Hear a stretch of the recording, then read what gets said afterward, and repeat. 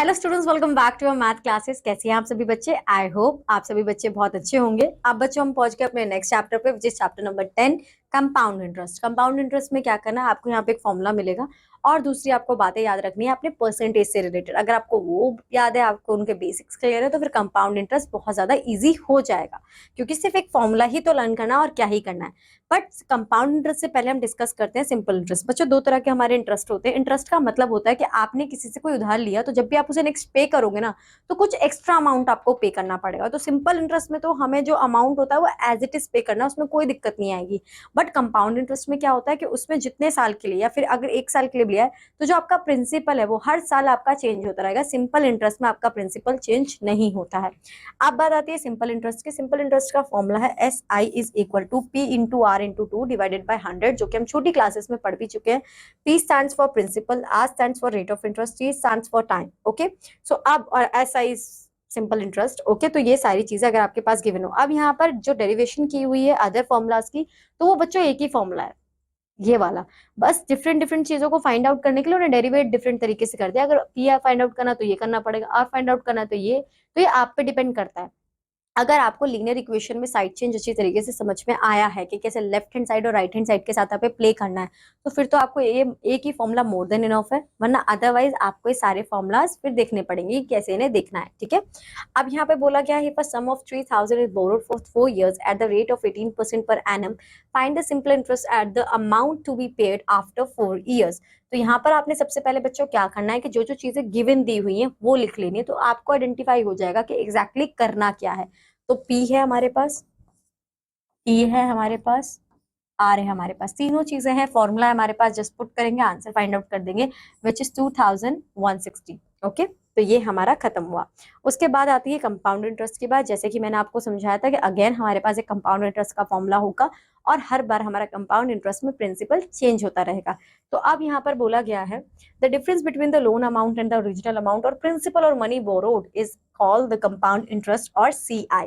अब यहाँ पर इसका जो फॉर्मूला है वो फॉर्मूला हमें दिया हुआ है, एक मिनट, ठीक है, एग्जैक्टली एक बार ओरिजिनेट करके दिया हुआ है सिंपल इंटरेस्ट के बाद। तो हमें समझाई हुई ये चीज कि कैसे आपका प्रिंसिपल, तो ये है ना आपका, सबसे पहले आपने सिंपल इंटरेस्ट कैलकुलेट करा, तो आपको देने पड़ेंगे 1000 रुपीज आफ्टर 1 year। तो आप कंपाउंड इंटरेस्ट में यहाँ पे क्या चेंज कर दोगे कि जो 1000 है इसे आप प्रिंसिपल में प्लस कर दोगे, तो ये हो जाएगा 11,000।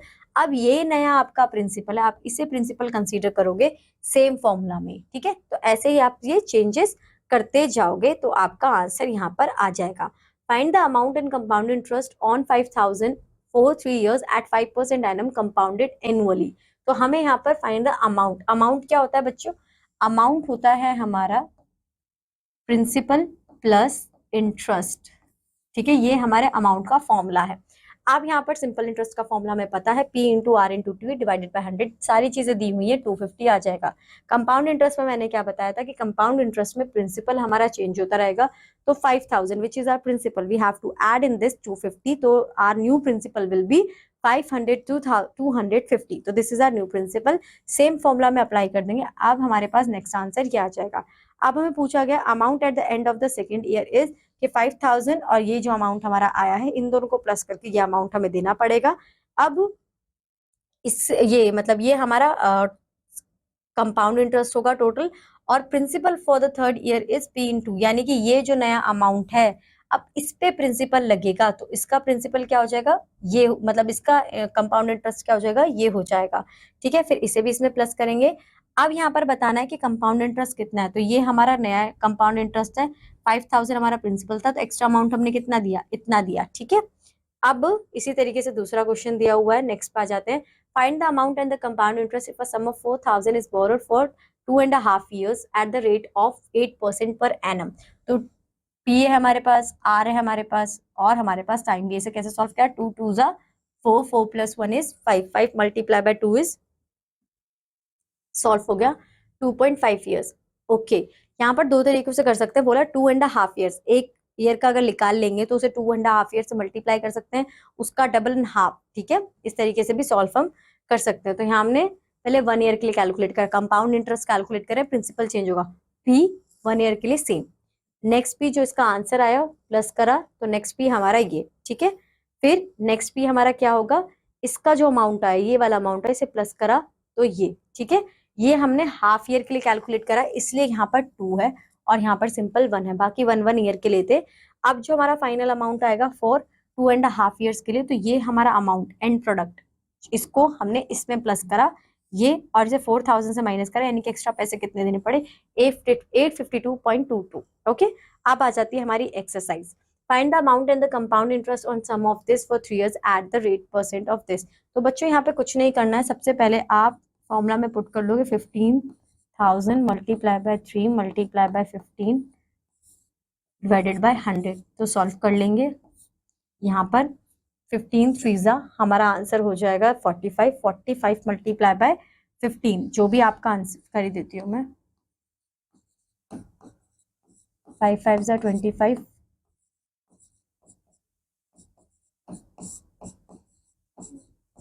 ये आपका अमाउंट है। अब इस अमाउंट को आप प्लस करोगे तो आपको ऐसा कितनी बार करना है, आपको 3 टाइम। फर्स्ट हो चुका है, फिर सेकंड में आपका ये अमाउंट आ जाएगा, नया प्रिंसिपल है आपका ये,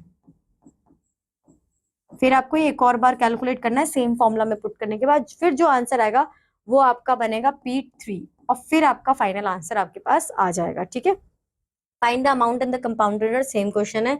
if Sunita borrowed 12,500 from a bank for 2 years at the rate of 8% annum compound interest, find the amount she has to pay the bank. बच्चों सेम क्वेश्चन है, जहां पे थोड़ा सा डिफरेंट लगेगा वहां पे मैं समझाऊंगी कि अलग तरीके से क्या करना है। बाकी जो एक चीज मैंने एग्जाम्पल में ऊपर समझा दी है वही एज इट इज है। Mister Gaurav single deposit 3,000 in crystal bank, if the bank page interest at the rate of 10% per annum, find the amount receive by mister Singh after 3 years, compound interest, page interest.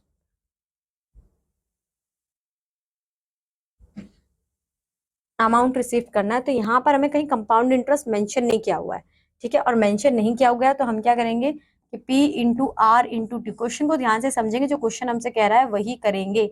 इस formula में सारी values find out करने के बाद जो भी आपका answer आएगा 3000 में वो प्लस कर देना, आपका अमाउंट हो जाएगा। अब आती है बात calculating amount and compound interest के। अब अमाउंट और कंपाउंड इंटरेस्ट को हम कैसे कैलकुलेट करते हैं वो समझेंगे। ठीक है, so amount at the end of this, तो यहाँ पर एंड फर्स्ट ईयर में क्या होगा, पी आर डिवाइडेड बाय 100, तो ये तो सेम है, ये हमारा एक नया पी आएगा। ठीक है, तो एज इट अगर हम बात करें तो ये हमारा एक नया फॉर्मूला यहाँ से ओरिजिनेट हो जाता है, which is P1 plus R by 100 in bracket. ठीक है, सो अब यहाँ पर सेकेंड ईयर के लिए बात की गई है, तो सेम सेकेंड ईयर के लिए हमारा P in bracket 1 plus R by 100 multiply by P हो जाएगा interest of the second year. तो यहाँ पर हम इस तरीके से सॉल्व कर देंगे, पहले ईयर का हमारा ये रहा, सेकेंड ईयर का हमारा ये रहा। ठीक है, इन्हें फर्दर सॉल्व करेंगे तो कुछ इस तरीके की क्वेश्चन हमारी बनेगी, जो हमने दो फॉर्मूलाज ओरिजिनेट करे हैं, तो ये और ये कॉमन ही आ गया। यहाँ पर आपको डेरिवेशन बताएगी कि किस तरीके से फॉर्मूला बन रहा है, क्यों बन रहा है, कैसे बन रहा है। तो 1 प्लस आर अपॉन 100 का स्क्वायर P, तो P2 से principle of the third year. ठीक है, P2 से मीन्स के थर्ड ईयर का है।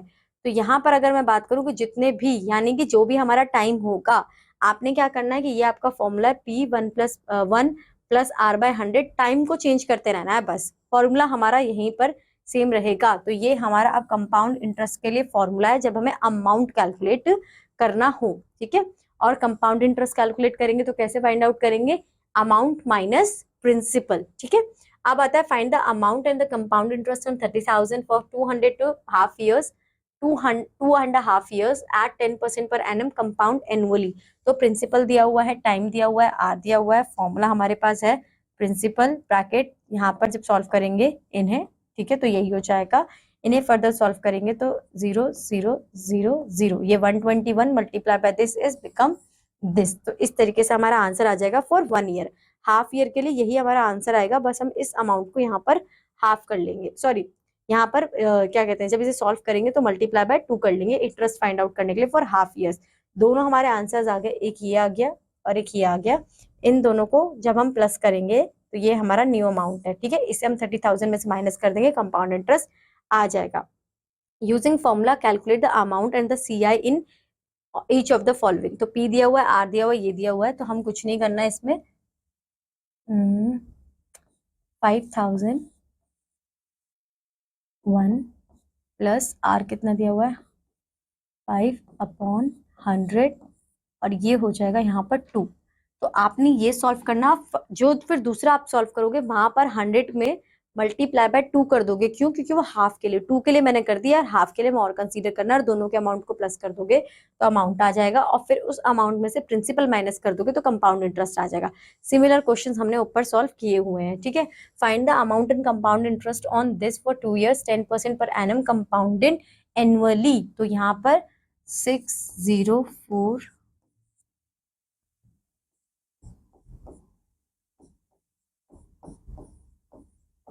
ये आपका पुट करके मैंने बता दिया, इसे आप फर्दर सॉल्व करोगे आपका आंसर आ जाएगा।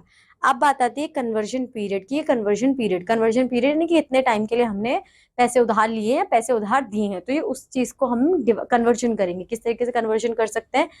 नंबर ऑफ पीरियड्स, तो 1 means annually means 1 year, half yearly means 2 and quarterly means 4। तो ये हमें पता है। तो 1 एनुअली के लिए आर हमारा वही रहेगा, बट हाफ ईयरली के लिए r/2 हो जाएगा, क्वार्टरली के लिए r/4 हो जाएगा। तो चेंजेस हम कहाँ पे देख रहे हैं? आर में देख रहे हैं। और अमाउंट में क्या चेंज होगा कि जो आपका अमाउंट है एन, ये एनुअली के लिए एन ही रहेगा, हाफ ईयरली के लिए 2n हो जाएगा, और क्वार्टरली के लिए 4n हो जाएगा। तो इस तरीके से आप इन्हें फर्दर सॉल्व कर सकते हो। और देखो आर में चेंज आ ही रहा है 100 200, क्योंकि नीचे जो हमारा अपॉन में क्या होता है, डिनोमिनेटर क्या होता है, 100 होता है। तो 100 को 1 से मल्टीप्लाई करेंगे 100, 100 को 2 से 200, 100 को 4 से करेंगे 400। तो इस तरीके से हमें सॉल्व कर लेना है। Find the compound interest on 4000 for 1.5 years at 20% per annum, interest being compounded half yearly बोला गया है हमें, ठीक है। तो इसे हम सॉल्व करेंगे तो हमारा आंसर आएगा 3/2। तो हमने यहाँ पे क्या करा, n हमारा क्या हो गया 3/2। सो p 1 प्लस r/100 n, तो 4000 प्लस 1/10/100 डिवाइडेड बाय हम कर देंगे 3। तो हमारा आंसर हमें कैलकुलेट हो जाएगा। Using the formula of amount to the principal, rate and time. The following example illustrates the use of amount formula to find the principal. Find the sum of money, which amount is this? Amount दिया हुआ है, हमें principal find out करना है, ठीक है। तो हम क्या करेंगे, ये हमारा फॉर्मूला है। तो अगर लीनियर इक्वेशन में left hand side right hand side समझिए तो वो बहुत ईजी हो जाएगा। Amount principal 1 plus 5/100 3, because 3 years के लिए। पहले हम इसे सॉल्व कर लेंगे, ठीक है। इसे जब हम सॉल्व करेंगे तो हमारा क्या होगा 21/20, ये 3 टाइम्स है हमारा। अब ये जो है, ये नंबर जो है ये चेंज हो जाएगा, p हमारा इधर आ जाएगा, ये नंबर हम इसके साथ मल्टीप्लाई कर देंगे तो आंसर आ जाएगा प्रिंसिपल विच इज 8000। तो इस तरीके से इन क्वेश्चन को हम सॉल्व कर सकते हैं, ठीक है। अब आ जाते हैं हमारी एक्सरसाइज विच इज 10.3। पहला क्वेश्चन बोला हुआ है find the amount and the compound interest for 6050 for 2 years at 10% per annum compounded half yearly. Formula हमें पता है, हाफ ईयरली बोला है, कन्वर्जन ऑफ टाइम भी अभी हमने देखा है यहाँ पे। फॉर 2 years पर एनम कंपाउंडेड हाफ ईयरली। तो यहाँ पर प्रिंसिपल क्या है हमारा 6050 bracket 1 plus 10% per annum, 10% per annum 100, और यहाँ पर टाइम कितना दिया है 2 hour 2 years, तो यहाँ पर 2 आ जाएगा। बट यहाँ पर चेंज क्या है, पर एनम कंपाउंडेड हाफ ईयरली। तो हाफ ईयरली के लिए क्या करेंगे, यहाँ पर हम मल्टीप्लाई कर देंगे, नहीं यहाँ पे नहीं करेंगे, सॉरी, ये जो हमारा 100 है ना ये मल्टीप्लाई होगा, ठीक है। यहाँ पर मल्टीप्लाई बाय 2 कर देंगे, हमारा आंसर आ जाएगा। नेक्स्ट क्वेश्चन बोला हुआ है find the compound interest for 6000 at 9% per annum for 18 months if the interest is compounded semi annually. अब सेमी एनुअली का मतलब क्या होता है, annually means 1 year, semi annually means half year. तो ये सारी कैलकुलेशन जो आप करोगे हाफ ईयरली के लिए करोगे, सारा पुट वगैरह फॉर्मूला विल रिमेन सेम, बस वैल्यूज को पुट करना आना चाहिए। अब नेक्स्ट क्वेश्चन देख लेते हैं। Sum of money amounts 2000 in 2 years at the rate of 9% per annum compounded annually, find the sum. तो यहाँ तो बहुत इजी है, फॉर्मूला में पुट कर देना, सारी चीजें दी हुई है। 2000 1 प्लस 9/100 और 2 years एनुअली के लिए दिया हुआ है, तो ये हमारा इस तरीके से हम कन्वर्ट कर देंगे, ठीक है। बच्चों देखो यहाँ पे जो क्वेश्चंस दिए हुए हैं हमें, यहीं से अगर हम समझ लेते हैं चीजों को तो बहुत इजी हो जाएगा। यहाँ पे अमाउंट प्रिंसिपल ये सब कुछ दिया हुआ है और हमने एज इट इज सॉल्व कर दिया, तो ये जो मैंने ऊपर चीजें समझाई हैं उसके बेसिस पे क्वेश्चन इजीली सॉल्व हो जाएंगे। Applications of compound interest, application of compound interest क्या है, इंक्रीज और decrease in population, the value of an item if its price increase और decrease, the growth of bacteria, ये सब चीजें हम फाइंड आउट कर सकते हैं। ये फॉर्मूला विल सेम है हमारे पास, ठीक है। Where R is negative growth rate is negative, तो जब हम बात कर रहे हैं आर अगर हमारा पॉजिटिव होगा तो ये इक्वेशन होगी, और आर हमारा नेगेटिव होगा तो ये इक्वेशन होगी। A scooter was bought for 42,000, it value depreciated at the rate of 8% per annum, find its value। तो depreciated means माइनस, तो यहाँ पर आर की वैल्यू क्या हो जाएगी, minus. Formula will remain same, P 1 minus 8/100 कितने टाइम के लिए, 1 ईयर के लिए। तो सब कुछ सेम रहेगा, बट माइनस का साइन आ जाएगा क्योंकि डेप्रिशिएट कर रही है, ठीक है। इस तरीके से नेक्स्ट क्या बोला हुआ, the present population of town is this, if annual increase in, increase बोल दिया तो बात वही रहेगी 12%, what will be the population of the town half 3 years, तो यहाँ पर प्लस और बाकी सारी चीजें सेम रहेंगी। The population of a town is 80,000, the population increase at the rate of 70% per thousand, find the population of this town after 2 years। तो पहले तो हमें ये फाइंड आउट करना है कि कितना परसेंट है, 70 पर 1000 बोल रहे हैं, तो 70 पर 1000 मल्टीप्लाई बाय 100, 2 जीरो से 2 जीरो गए, तो यहाँ पर आ जाएगा 7.5%, ठीक है। 7.5% हमारा है, तो अब आपके पास पी भी आ गया, आर भी है और टी भी है। Present value of LED TV is 32,000 if it depreciate at the 20% per annum, find the value of the, तो यहाँ पे कुछ नहीं करना है, 32,000 ब्रैकेट 1 माइनस आर क्या आपका 20 अपॉन 100, माइनस का साइन है बच्चों यहाँ पे, और कितना 2 ईयर्स के लिए। तो ये से सॉल्व कर लोगे, आंसर आ जाएगा। सारी चीजें वही हैं जो एग्जाम्पल में समझाई हुई हैं, फॉर्मूला वही है, बस चीजों को समझना है और वैल्यूज को पुट कर देना है। एक बार अगर ये चीज समझ ली कि कैसे हमें क्वेश्चन को समझना और वैल्यूज को पुट करना, तो बाकी सारी कैलकुलेशन बहुत बहुत बहुत ईजी हो जाएगी। तो बच्चों इसी के साथ ये जो चैप्टर है हमारा, ये चैप्टर हमारा यहीं खत्म होता है, और आई होप कि आपको ये सारा चैप्टर समझ में आया होगा और कोई भी डाउट आपको फर्दर नहीं होगा। अब यहाँ पर आपके आ जाते हैं रिवीजन टेस्ट 2। एक रिवीजन टेस्ट आप दे चुके हो, अब ये रिवीजन टेस्ट जो है आपको 6 to 10 चैप्टर्स में आपने जितना कुछ भी पढ़ा है वो आपको कॉम्बिनेशंस ऑफ क्वेश्चंस यहाँ पर दिए हुए हैं जो आपको यहाँ पर सॉल्व करने हैं, ठीक है बच्चों। सो आई होप ये चैप्टर जो है ये आपको समझ में आया होगा। ये जो टेस्ट है ये भी आप अच्छे से कर लोगे। अगर कुछ ऐसा होता है कि कुछ भूल गए हो आप, तो कोई दिक्कत की बात नहीं है। जो भी आपने वो टॉपिक है जिससे आपके वो क्वेश्चन पर्टिकुलर सॉल्व नहीं हो रहे, उस कॉन्सेप्ट को लीजिए, दोबारा समझिए, दोबारा सॉल्व करने की कोशिश कीजिए, फॉर श्योर होगा। तो बच्चों आज के लिए बस इतना ही। अब मैं मिलूंगी आपको आपकी नेक्स्ट क्लास में with a new chapter. Till that bye bye, have a good day.